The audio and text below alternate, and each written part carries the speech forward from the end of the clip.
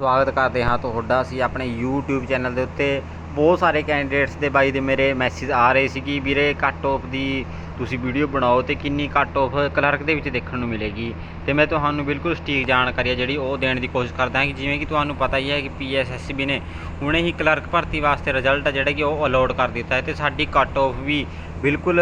Genuine ਅਸੀਂ ਕਹਿ ਸਕਦੇ ਹਾਂ ਕਿ ਐਕਸਪੈਕਟਡ ਕੱਟ ਆਫ ਰਹਿਣ ਵਾਲੀ ਹੈ, ਜਿਹੜੀ ਕਿ ਅਸੀਂ ਮੰਨ ਸਕਦੇ ਹਾਂ ਕਿ ਜਰਨਲ ਦੀ ਜਿਵੇਂ ਕਿ ਵੀਰੇ ਕੱਟ ਆਫ ਹੈ ਜਿਹੜੀ ਕਿ ਉਹ 70 ਪਲੱਸ ਜਾਣ ਦੀ ਪੂਰੀ ਉਮੀਦ ਆ, ਜਿਹੜੀ ਕਿ ਉਹ ਜਤਾਈ ਜਾ ਰਹੀ ਹੈ ਇੱਥੇ ਕਿ 70 ਪਲੱਸ ਵਾਲੇ ਕੈਂਡੀਡੇਟਸ ਜੋ ਕਿ ਉਹਨਾਂ ਨੂੰ ਸੱਦਿਆ ਜਾ ਸਕਦਾ ਹੈ। ਲੇਕਿਨ ਜਿਨ੍ਹਾਂ ਦੇ ਨੰਬਰ 3 ਨੰਬਰ ਘੱਟ ਮਾਰ ਰਹੇ ਨੇ ਉਹ ਵੀ ਜ਼ਰੂਰ ਇਹਦੇ ਵਿੱਚ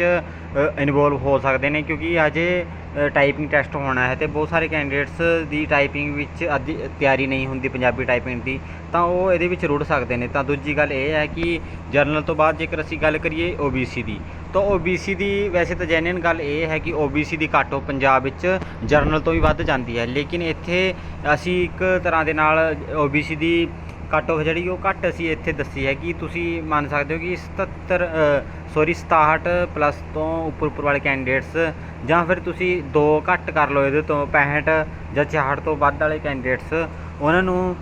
ਜਿਹੜਾ ਕਿ ਉਹ ਟਾਈਪਿੰਗ ਦੇ ਵਿੱਚ ਬੁਲਾ ਸਕਦੇ ਨੇ। ਹਜੇ ਇਸ ਦੇ ਬਾਰੇ ਜਾਣਕਾਰੀ ਜਿਹੜੀ ਕਿ ਉਹ ਪ੍ਰੋਪਰ ਮੈਂ ਤੁਹਾਨੂੰ ਦੇਣ ਦੀ ਕੋਸ਼ਿਸ਼ ਕਰਾਂਗਾ। ਨੈਕਸਟ ਜੇਕਰ ਗੱਲ ਕੀਤੀ ਜਾਵੇ BC ਕੈਂਡੀਡੇਟਸ ਦੀ,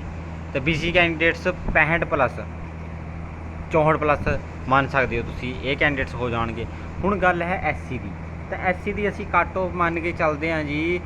63 ਪਲੱਸ ਅਸੀਂ SC ਦੀ ਕੱਟ ਆਫ ਲਗਾ ਰਹੇ ਹਾਂ, ਅਤੇ ਇਸ ਤੋਂ 1 ਨੰਬਰ ਘੱਟ ਵੀ ਤੁਸੀਂ ਮੰਨ ਸਕਦੇ ਹੋ ਅਤੇ 1 ਨੰਬਰ ਵੱਧ ਵੀ ਤੁਸੀਂ ਮੰਨ ਸਕਦੇ ਹੋ। ਤਾਂ ਇਹ SC ਦੀ ਕੱਟ ਆਫ ਰਹਿਣ ਵਾਲੀ ਹੈ। ਜੇਕਰ ਗੱਲ ਕੀਤੀ ਜਾਵੇ ਇੱਥੇ ਜੋ MB ਦੀ ਕੱਟ ਆਫ ਹੋਵੇ, ਤਾਂ MB ਦੀ ਤੁਸੀਂ ਲਗਾ ਸਕਦੇ ਹੋ ਕਿ 57-58 ਦੇ ਕਰੀਬ MB ਦੀ ਕੱਟ ਆਫ ਰਹਿਣ ਵਾਲੀ ਹੈ। PWD ਦੀ ਤੁਹਾਨੂੰ ਪਤਾ ਹੀ ਹੈ ਕਿ PWD ਦੀ ਓਬਵੀਅਸਲੀ ਗੱਲ ਹੈ ਕਿ 50 ਤੋਂ ਥੱਲੇ 50 ਤੱਕ ਤੋਂ ਉੱਪਰ ਵਾਲੇ ਕੈਂਡੀਡੇਟਸ ਉਹ ਬੁਲਾਏ ਜਾਣਗੇ ਉਹਨਾਂ ਦੀ, ਠੀਕ ਹੈ। ਅਤੇ ਦੂਜੀ ਗੱਲ ਇਹ ਮੈਂ ਕਰਨੀ ਸੀ ਕਿ EWS ਇੱਕ ਬਹੁਤ